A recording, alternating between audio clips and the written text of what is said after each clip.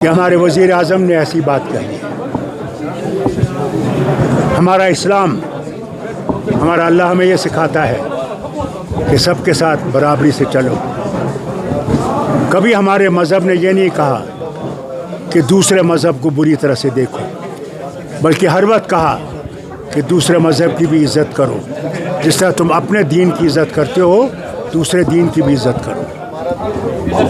कभी ऐसा नहीं होगा वज़ीर आज़म कि मुसलमान कभी भी किसी माँ का, किसी बहन का मंगलसूत्र छीनेगा, वो मुसलमान नहीं है, वो कभी इस्लाम को समझता नहीं है। एक शख्स को आप मारोगे तो याद रखना उसमें वो फिर अल्लाह की तरफ से कहता है वो लाखों का कत्ल है, इंसानी कत्ल है। वो कैसा हो सकता है? मैं भी मुसलमान हूँ, मगर मेरे कुरान ने मुझे ये नहीं सिखाया कि दूसरे से नफ़रत करना। मैं उतना ही हिंदू से मोहब्बत करता हूँ जितना मैं सिख से, मुसलमान से मोहब्बत करता हूँ। मैं समझता हूँ वो भी तरक्की करेगा, हम भी तरक्की करेंगे, उसी से ये भारत उठेगा। The question is what is appearing before us, that they want one nation, one election. How can it be possible in 28 states which are so different? Secondly, their changing of constitution has been told, they themselves are saying it, कि हमने आईन बदलाना है, हमने ये संविधान बदलाना है।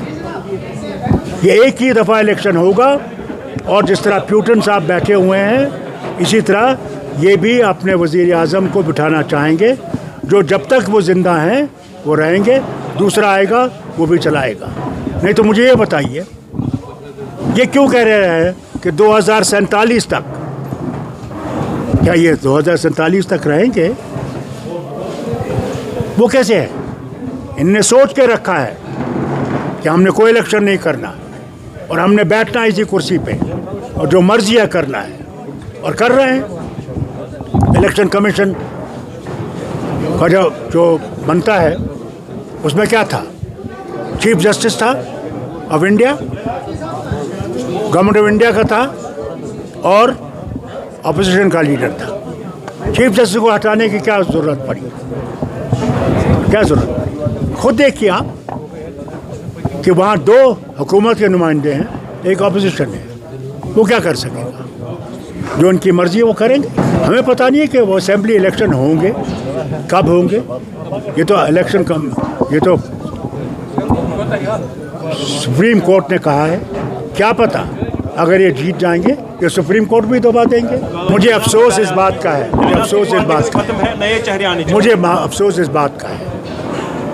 मैं तीनों से गुजारिश करना चाहता हूँ, वो आज़ाद साहब हों, सजाद लोन साहब हों, वो अपने बुखारी साहब हों, उन्हें ये देखना चाहिए जिनकी तरफ से वो खड़े हैं उनका रवैया क्या है मुसलमानों के लिए। बस मैं इनसे यही कहना चाहता हूँ, जिन मुसलमानों को ये वरगला रहे हैं आज, क्या वो मुसलमान कल बचेंगे? अगर ये वापस आए, न सिर्फ जम्मू कश्मीर के, क्या हिंदुस्तान के मुसलमान की इज़्ज़त रहेगी या नहीं रहेगी? उनसे ये सवाल पूछिए। मुझे अफसोस है, अल्लाह इनको सही रास्ता दिखाए। We will go through many crises.